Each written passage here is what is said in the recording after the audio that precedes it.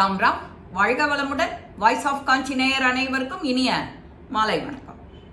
இன்னைக்கு பக்தியோட உச்சம். ஒரு முறை லக்ஷ்மி மா அப்படிங்கிறவ திருவண்ணாமலைக்கு பக்கத்துல ஒரு கிராமத்துல வசிச்சுட்டு வரா. அந்த அம்மாக்கு 2 பொன் குழந்தைகள், 4 புள்ள குழந்தைகள், கணவர், இப்படின்னு அடுத்தடுத்து அவ வாழ்க்கையில ஒரே பிரச்சனை. ஒத்தொத்தரா இறந்து போயின்னு இருக்கா. இவன் மட்டும் தனி மரமா நிக்கிறா. அப்போ ஒருத்தர், இது நடந்தது 1906. அந்த 1906ல இவ பகவான் ரமண மகரிஷிய பாக்குறா. கொண்டு நிறுத்துறா. ரமணருக்கு முன்னாடி அந்த ஊர் மக்கள் இவ நெஞ்சு பதபதச்சு அதிர்ச்சி அடைஞ்சு நில தெரியாம தவிக்கிறத பார்த்துட்டு அந்த ஜனங்கள் இந்த ரமணர் மகான் கிட்ட கொண்டு நிறுத்துறா. இந்த லக்ஷ்மி அம்மாக்கு ரமணருக்கு முன்னாடி 1 மணி நேரம் நிக்கிறா. அவ உடம்புல மனசுல இருந்த அந்த பேரதிர்ச்சியானது அது அப்படியே விலகிறது. சாதாரணமா சந்தோஷமா ஆயிடுறான். அது அத்தனை அதிர்ச்சியும் அப்படியே ரமணர் அவ உடம்புல இருந்து மனசுல இருந்து தூக்கிடுறார். அப்புறம் என்ன பண்றா, அந்த பக்கத்து கிராமத்துல இருந்து குடிபெயர்ந்து திருவண்ணாமலைக்கே வந்துடுறா. திருவண்ணாமலைக்கு வந்தாக்க இவளுக்கு நிதம் என்ன, ரமணரை பார்க்க வேண்டியது, நமஸ்காரம் பண்ண வேண்டியது, இப்படியே அவருக்கு செஞ்சுட்டு இருக்கா. அவருக்கு வேணுங்கிற அந்த பூ இலை இதெல்லாம் பறிச்சு கொண்டு வந்து கொடுக்கறது வழக்கம் பூஜைக்கு. இப்போ இவர் பக்தியோட உச்சத்துக்கு போறது எப்படி அப்படின்னா, இவ ஒரு தடவை ரமணர் அதெல்லாம் எதுவுமே செய்ய மாட்டார். இவ ரமணருக்கும் ரமணரை சுத்தி இருக்கிறவாளுக்கும் சாப்பாடு கொண்டு போய் தினம் கொடுப்பா. அப்படி கொண்டு கொடுக்கும்போது ஒரு நாளைக்கு இவ சங்கல்பம் நினைச்சுக்கிறா. மனசுல ஒண்ணு நினைச்சுக்கிறா, பகவானுடைய படத்துக்கு 1,00,000 வில்வ இலைகளை வச்சுட்டு அர்ச்சனை பண்ணலாம், மாலை கோத்து போடலாம் அப்படின்னு இவ நினைச்சுட்டு இருக்கா. அப்ப நினைக்கும் போது என்ன ஆகுது, இந்த 50,000 வில்வ இலை தான் கிடைக்கிறது. அப்போ வெறும் கடும் கோடை வேற.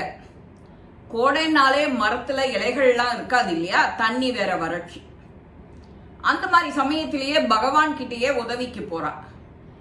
பகவானே, நீ தான் பாக்கி இருக்கிற வில்வ இலைக்கு நீ தான் அரேஞ்ச் பண்ணணும், எனக்கு எப்படியான அதை கிடைக்கணும், நான் உனக்கு அதை என்னோட மனசுல சங்கல்பம் செஞ்சின்றத பூர்ணமாக்கணும், அது உன்னால மட்டும்தான் முடியும்னு ரமணர் படத்துக்கு முன்னாடி போய் நிற்கிறார். அப்ப ரமணர் சொல்ற சிரிச்சுண்டே, ரமணரை அப்பதான் அவங்க டைரக்டா பாக்குறாளே, படத்துக்கிட்ட போகல, ரமணர் கிட்ட போய் நின்று கேட்கும்போது ரமணர் சிரிச்சுண்டே சொல்றார், இது உனக்கு சின்ன விஷயம்தான், இது உனக்கு தெரியாதா, எனக்கு 50,000 இலை கிடைச்சிருக்குன்னு சொல்ற, பாக்கி இன்னொரு 50,000 இலை வேணும்னு சொல்ற, 50,000 இலை வேணும்னா என் உடம்ப எடுத்துக்கோ, அப்படியே கிள்ளி கிள்ளி கிள்ளி அப்படியே போடேன் அர்ச்சனையா அப்படின்னு ரமணர் சொல்றாரு இவ கிட்ட. ரமணர் இந்த மாதிரி சொன்ன உடனே இந்த லட்சுமி அம்மாவுக்கு ஒரு அதிர்ச்சி ஆயிடுது.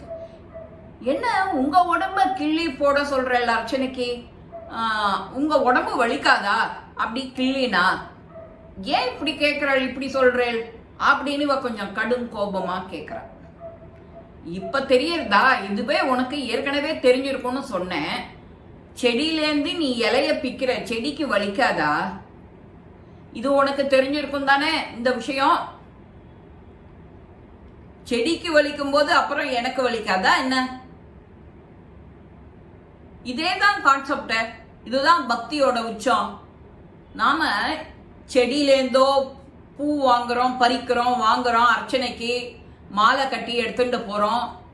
அந்த மாதிரி எடுத்துட்டு போகும்போது அந்த செடியிலேருந்து நீ பிக்கும் போது செடிக்கு வலிக்காதா, நீ அதை யோசிச்சிருக்க வேண்டாமா, உன் உடம்புல எண்ணத்தை முள்ளு குத்தினாலும் வலிக்கிறது, எதையானு பஞ்ச் பண்ணாலும் வலிக்கிறது, கிள்ளினாலும் வலிக்கிறது, அந்த மாதிரி நீ கிள்ளி இப்படி இப்படி கிள்ளி கிள்ளி கிள்ளி கிள்ளி பூவை எடுக்கிற செடியிலேருந்து இப்படி இப்படி கொய்யும்போது உனக்கு வலிக்காதா, அது ஒரு தடவை கொய்தா பரவாயில்ல, கிள்ளி எடுத்தா பரவாயில்ல. சில பேர் கத்திரிக்கோலை வச்சுட்டு வேற லாவகமா எடுப்பா. பெருசா துளசி, மறிக்கொழுந்தெல்லாம் கத்திரிக்கோலை வச்சு கூட எடுப்பா.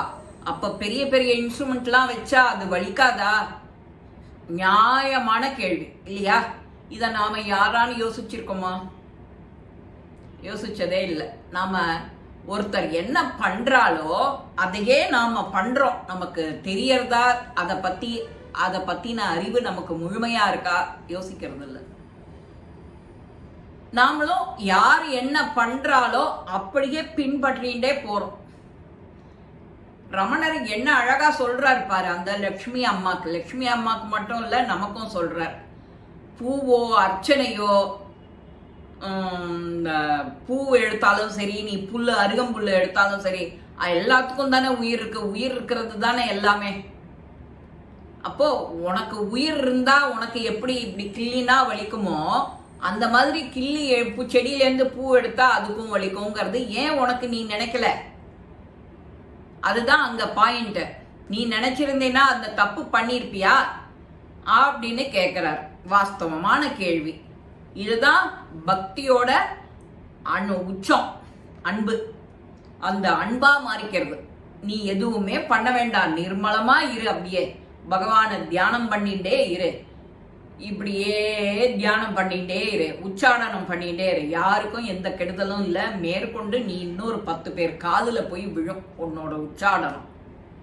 அதே தான் அவர் சொல்றாரு. துளசியோ வில்வமோ எதையுமே பிக்காத, கொய்யாத, வலிக்கிற மாதிரி எடுக்காத.